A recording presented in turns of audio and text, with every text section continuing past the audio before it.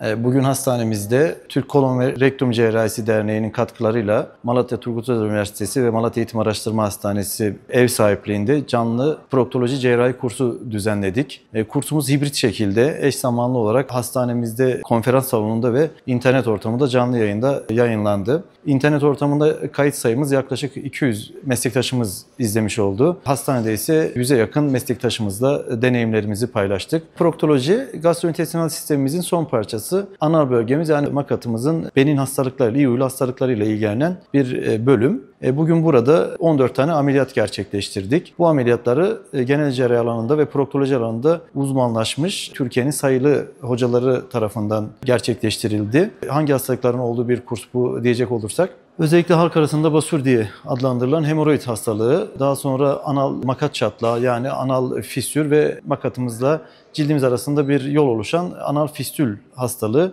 bir de kıl dönmesiyle ilişkili ameliyatlar gerçekleştirildi. Bize katkılarından dolayı hem üniversitemize, hastanemiz başhekimi Doçent Doktor Fatih Gönültaş'a, ayrıca Türk Kolon ve Rektum Cerrahisi Derneği'nin yöneticilerine ve eğitim sorumlusu Profesör Doktor İlker Sücürlü hocamıza çok teşekkür ediyorum. Katkılarından dolayı ekibimize ve yurdumuzun diğer yerlerinden gelen alanında uzman olan hocalarımıza da bir kez daha teşekkür ediyorum.